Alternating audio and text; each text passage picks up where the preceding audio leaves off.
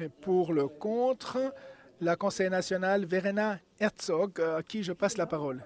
Merci, le président du parti, monsieur les conseillers fédéraux, chers délégués. De donner des organes, c'est pertinent. Aujourd'hui, nous avons également la solution. À l'avenir, donc, s'il ne veut pas de son vivant explicitement au prélèvement de l'organe, il devra à la fin se voir automatiquement prélever leur organe une fois en fin de vie. C'est ainsi que le Conseil fédéral le veut, à une majorité du Parlement fédéral. Comme vous l'avez entendu, donc aujourd'hui, il faut également s'opposer à l'État pour que son corps reste intact après ma mort et que nous puissions l'utiliser comme stock de pièces détachées. Désormais, qui ne dira mot consentira. C'est une horreur, c'est absurde, mesdames et messieurs. Aucun autre domaine juridique ne fonctionne ainsi. Par exemple, ce n'est pas le cas pour les votations populaires. Au niveau des votations populaires, ce n'est pas le cas. Chaque bénéfice doit être accepté. C'est également dans le privé, ce n'est pas ainsi. Si je vous fais une offre et que vous ne répondez rien, je ne peux pas en déduire que vous êtes forcément d'accord avec cette offre. Donc, l'État veut également d'ouvrir un stock de pièces détachées pour également des organes. Cela, c'est tout à fait questionnable. Le corps a participé à quelque chose de plus privé que l'homme. Donc, pour ça que l'éthique médicale que demande pour chaque également traitement médical, mais également en ce qui concerne une vaccination, qu'on ait en fait un aspect consenti du patient ou de la patiente.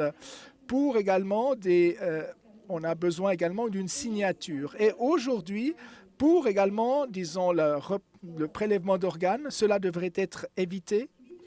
Donc également, cet prélèvement d'organes, quelque chose dans l'article 10 de donc on veut dire, s'applique dès lors plus sans réserve.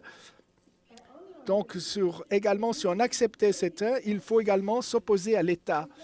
Un commentaire de la NZZ du 3 septembre 2018 est pertinent. D'un point de vue libéral, la différence entre le consentement explicite et le consentement présumé est conséquente. Imaginons que les biens d'une personne décédée reviennent à l'État si elle n'a pas fait de testament.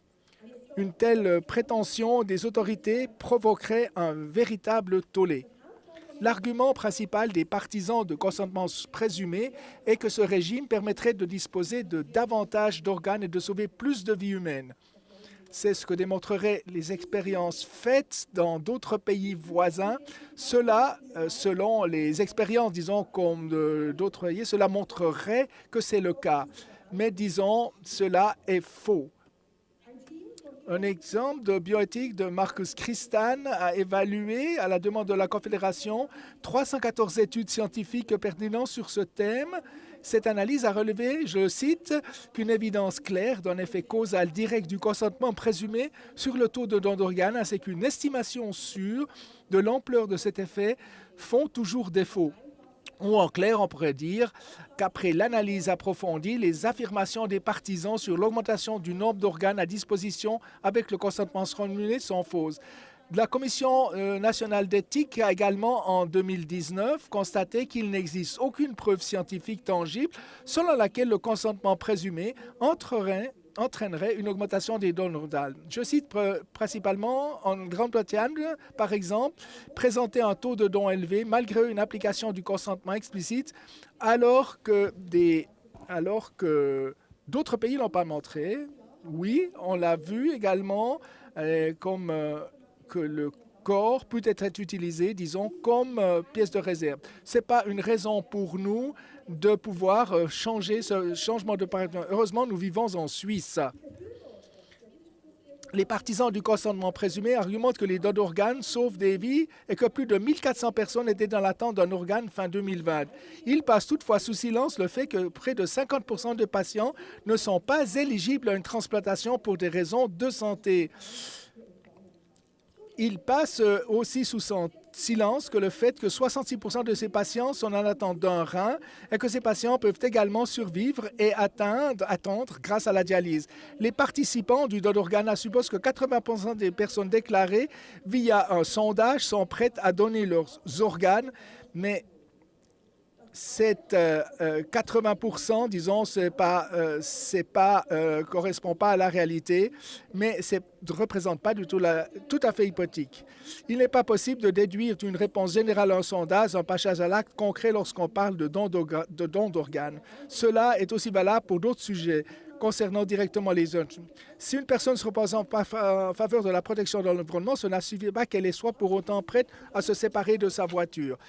Enfin, un argument central lors de sa conférence de presse, le conseiller fédéral Albert a souligné qu'avec le consentement présumé, personne ne deviendrait donneur d'organes contre sa volonté. Il veut s'assurer que la population soit informée à grande échelle sur le consentement présumé via une campagne d'information massive. Et il mise également sur le fait que les proches peuvent toujours empêcher l'intervention. Une information sans faille à la population est une utopie. La campagne de vaccination lors de la pandémie de COVID-19 l'a clairement démontré. Il y aura toujours des personnes qui ne voudront pas donner leurs organes, mais qui n'auront pas été informées qu'elles auraient dû manifester explicitement leur opposition. Ces personnes se verront alors prélever leurs organes contre leur gré, à moins que les proches, disons, prennent l'autre décision. Mais qui va dire que les proches prennent toujours la bonne décision? Donc, toujours regardant la personne mourante. Donc, il le signifie. La mort cérébrale survient toujours avec Alex Frey après un accident. Après également une hémorragie cérébrale, les proches se retrouvent dans un état de choc et peuvent à peine penser de manière rationnelle. Dans un moment si dramatique, des décisions biaisées peuvent être prises. Certaines personnes se verront prélever l'organe contre leur gré et les proches se demanderont s'ils ont pris alors la bonne décision. Donc, peut-être ce questionnement peut les hanter le restant de leur jour. Et des analyses en Allemagne l'ont montré. Chers délégués, le débat public sur le don d'organes est nécessaire et urgent. Donner, en fait, un don d'organes après sa mort est quelque chose de noble. Et nous voulons également sauver des vies. Mais donc, une augmentation du nombre de donneurs, nous nous engageons pour également tenir compte d'un domaine d'éthique, de respecter en fait les droits. Le consentement présumé n'est pas la bonne voie. Il ne s'agit pas ici d'un don, mais d'un prélèvement autorisé par l'État. Donc, notre corps devient un bien commun à notre mort. Voilà ce qui est inacceptable et indigne d'un État de droit. Voilà pourquoi, chers délégués, je vous invite à voter non au consentement présumé sur le don d'organes. Un don doit rester un don. Je vous remercie pour votre attention. Merci beaucoup, Verena.